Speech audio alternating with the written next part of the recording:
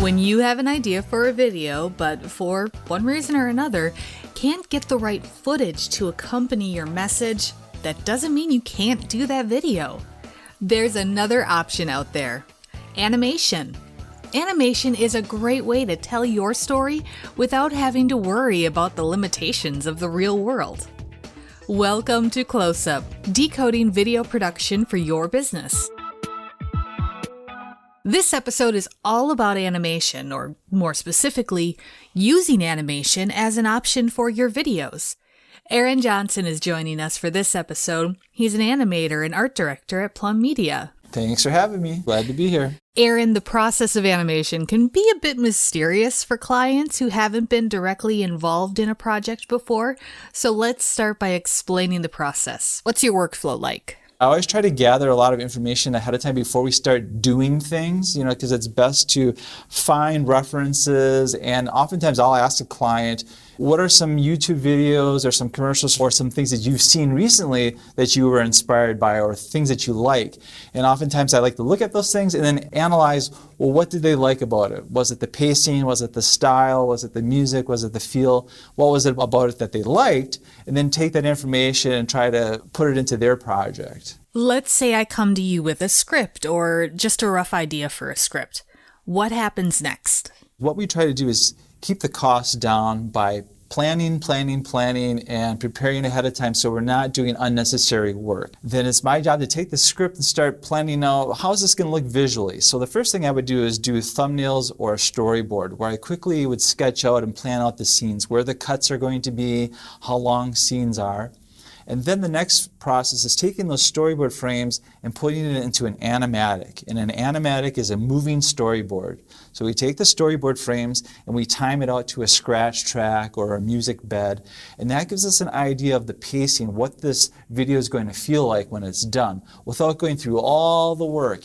And then along the way, while I'm doing the storyboards in the animatic, the client has the chance to say, oh, let's try this or tweak that. And then we're doing those changes quickly because we're not in the final stages yet. Then once the animatic and all that is approved, then we can go on to full production. And at that point, the client and myself, we would know what this is going to look like and what this is going to feel like. What we're trying to do is take the guesswork out of everything. When you talk about the process, it mimics some of the other podcasts we've done with video production. Absolutely. So many problems can be solved early on. And again, it's about cost savings because we're not wasting valuable time fixing things that could have been prevented early on. How does a company's brand image get incorporated into an animation? What I love about this job is that oftentimes inspiration comes from the corporate branding that's given to us. So oftentimes the company's colors and the logos and those kinds of things can be inspiration for us to draw from when we're doing animation. So we're always very cognizant and respectful of what's already been established before projects come to us. So the first thing I go to is I may go to the company's website or ask for their branding guide or look at their logo and pick up little nuances that I see there. And then we can try to incorporate that into the animation style, so then the whole thing has a feel of being something that was always there or always part of the brand, and not trying to create something that's way out of left field for a particular client or company. There is a bit of a misconception that animation can get expensive. So what is it that affects the costs? Yeah, absolutely. First of all, animation by nature is a tedious process, and that's oftentimes where the cost can come from. But oftentimes animation can be a more cost-effective alternative to things that are done in live action. So for example, right now I'm working on a project that involves stormy seas and boats and pirates and those kinds of things. Well, to do that with live action would probably exceed most people's budgets. But with animation, it actually can be done because we're creating these elements and we can be creative in how we tell the story. So, there are those advantages with animation. How can the usage of a video affect how you decide to animate the project? It comes down to what kind of story you're telling. Is this an explainer video? Is this a commercial? Is this a training video? So That's the most important thing, is what is the client's goal for that project? And then we design the animation that best tell that story. So sometimes a training video, you may want to have more on-screen graphics with text and bullet points, as opposed to an explainer video where you might want to see your product or a cross-section of your product and see the inner workings of something.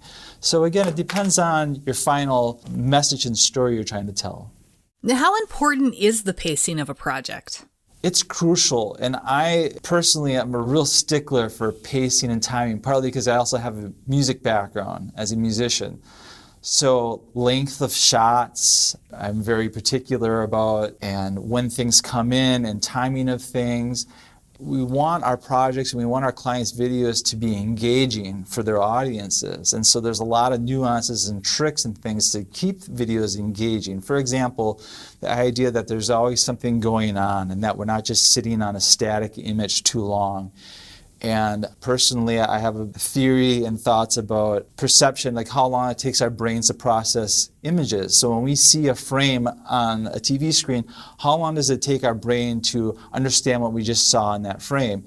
And at some point, our brain has seen everything we needed to see. Let's move on to the next shot. Show me something new. Show me something new.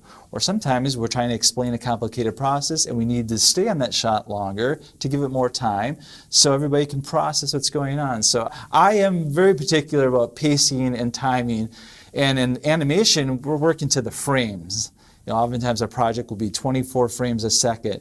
And to me, every one of those frames matter. And that trimming something a frame or two can have a big effect on our project. What would be your advice to someone who's looking to create a fad video?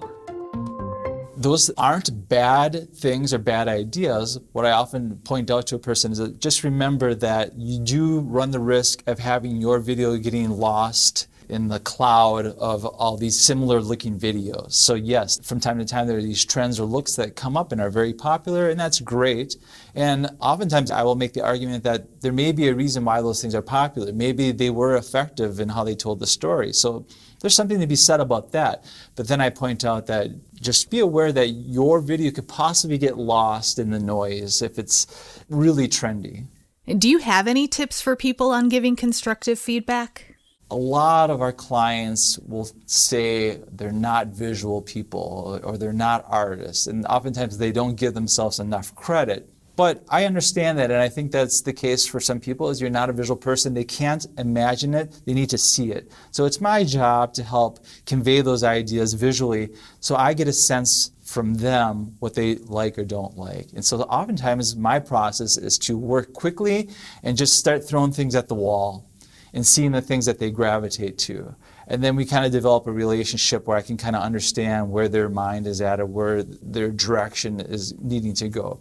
So oftentimes I'm an artist, but more often than not, I'm an interpreter. So it's my job, if a client says, oh, that's not the right blue, it's my job to figure out, well, what is the right blue and what is it that you don't like about it?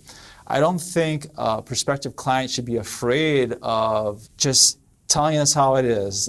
Just be upfront. What don't you like about it? What's bothering you? And we can figure out the nuances of technically what's going on and how to fix this. But they shouldn't be afraid of lack of experience or not being a creative person or not having an eye or being an artist, because a lot of people aren't, and that's what we're here to do, is help those people. As we wrap this up, is there anything else that you would like to tell someone who's considering animation for their next project? Don't be afraid of it. I think oftentimes people are scared away, like you talked about before, because of potential cost, or it's an art form that they're not familiar with. But animation is a universal way to tell a lot of stories, which is why it's effective and why we see it so much. It can be a great way to explain an overview of your company. It can be a great way to explain a product or a process that you provide. And with animation, again, we can create worlds that would be cost prohibitive or impossible to shoot in live action. And with animation, we can create icons and symbols of things instead of relying on people and real things. So say you want to reach a really broad audience.